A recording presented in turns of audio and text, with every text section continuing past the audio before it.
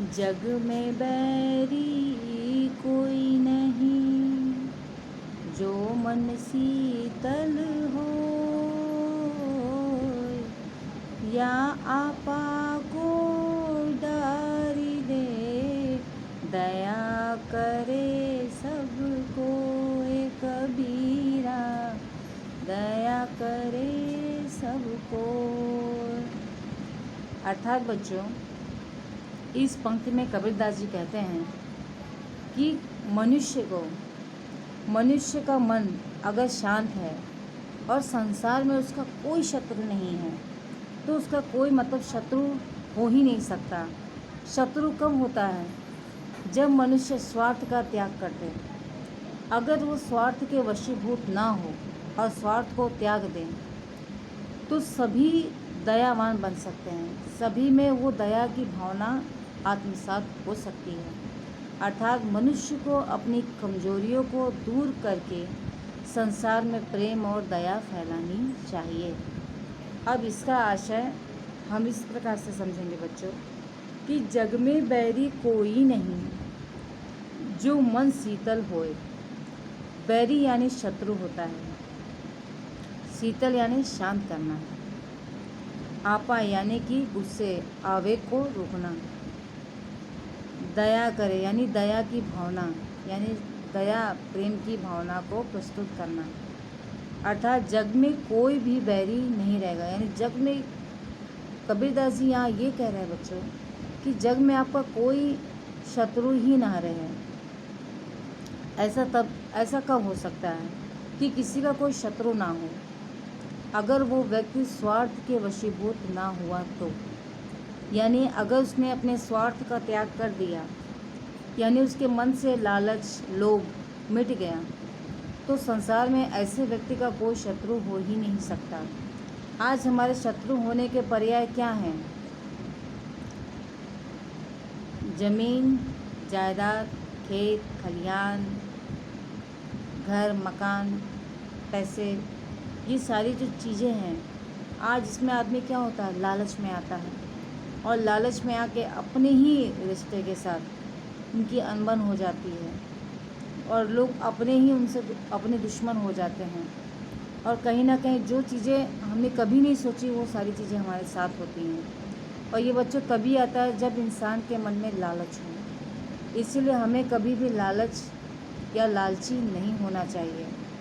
हमें जितना मिला है हमें उतने में संतुष्ट रहना चाहिए। हम ये नहीं कहते कि आप उसके लिए प्रयास ना करें, आप आगे बढ़िए, लेकिन अपनी मेहनत के दम पे आगे बढ़िए। और मेहनत के दम पे आगे बढ़ने पर ये निश्चित है बच्चों कि आपको तो सफल होना ही है। सफलता आपके कदम ज़रूर चुनेगी, क्यों नहीं चुनेगी? अगर जो बच्चा अपने दृढ़ विश्वास के साथ और कड़ी मेहनत के साथ वो आगे बढ़ता है, तो उसकी सफलता तो सबसे बड़ी कुंजी है, सफलता उसकी सबसे बड़ी चाबी है, जो उसे सफल निश्चित तौर पे बनाएगी। लेकिन अगर उसी में अगर लालच का लोभ आ जाता है, या लालच हो जाता है कि अरे जाने दो, इतना कर लिया ठीक है, वैसे भी इतनी ज़मीन जायदाद प्रॉपर्टी तो पड़ी, क्या ज़रूरत है, अगर ये मन में लालच आ जाए तो बच्चों उसका कुछ अंत नहीं है। तो वो चीज़ें आपके पास कब तक है वो भी आप नहीं कह सकते। और दूसरी, लालच जब हम जहाँ करते हैं वहाँ हमारे शत्रु बहुत सारे हो जाते हैं। दूर जाने की ज़रूरत नहीं बच्चों, हमारे घर में भी शत्रु लोग हो जाते हैं, क्योंकि सबके साथ आपका व्यवहार बदल जाता है। जब हमारा व्यवहार बदलता है तो हमारे स्वभाव का परिचय भी वही हो जाता है कि अरे, जैसे कि एक छोटी सी लाइन है, बता रहे हैं, एक रास्ता है, उस रास्ते पर सभी लोग आते जाते हैं। अब उसी रास्ते पर एक व्यक्ति ऐसा है जिसको हर कोई सलाम करता है, नमस्ते करता है, आदर देता है, सम्मान देता है। और उसी रास्ते से एक व्यक्ति ऐसा जाता है जिसको लोग देखना तक नहीं चाहते हैं, और जिसकी तरफ कोई बात भी नहीं करना चाहते। अब इन दोनों बातें में आप क्या सोच रहे होगे? अब पहला व्यक्ति ऐसा हो सकता है कि भाई वो सबके साथ इतना मीठा व्यवहार है, सबकी मदद करता है, सबके साथ प्रेम पूर्वक व्यवहार करता है, इस नाते से हर कोई उसे सम्मान देता है, हर कोई उसका सम्मान देते हैं। जितने लोग जा रहे हैं उसको नमस्ते करते हैं, तो समाज में उसकी इज्जत है। और ठीक उसका उल्टा एक और व्यक्ति जो जाता है, ना लोग उसको पूछते हैं, ना उसका कोई सम्मान करते हैं। वो दिख भी जाता है तो लोग रास्ता अपना बदल देते हैं। तो ऐसी प्रक्रिया में हम क्या कहेंगे, मतलब उसने हर किसी के साथ कहीं ना कहीं छोटी छोटी लड़ाइयाँ की होंगी, हर किसी को प्रेम पूर्वक व्यवहार के साथ वो सबसे नहीं मिल रहा होगा। मन में आया तो किया, मन में आया तो नहीं किया। अब इस प्रक्रिया में या इस तरह से करने पर क्या हम व्यवहारिक हैं?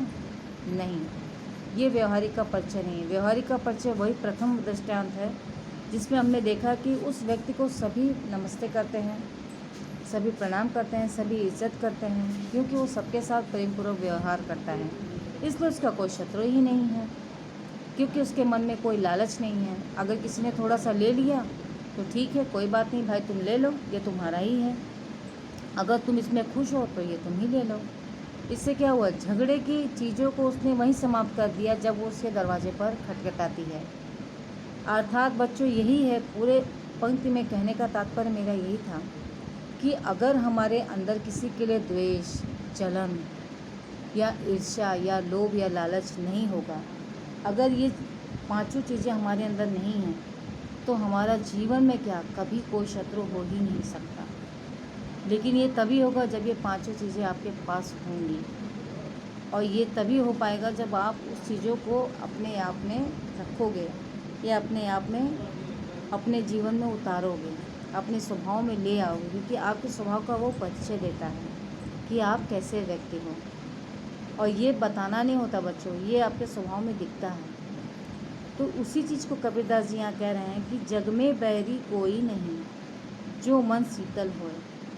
यानी अगर आपका मन शांत और शीतल है, और वो शीतल हर किसी के लिए है, वो शीतलता हर किसी के लिए आपकी सेम है, आप किसी के लिए भिन्न भिन्न प्रकार के नहीं हो, एक जैसे ही हो, तो आपका संसार में कोई शत्रु होगा ही नहीं, कोई शत्रु रहेगा ही नहीं।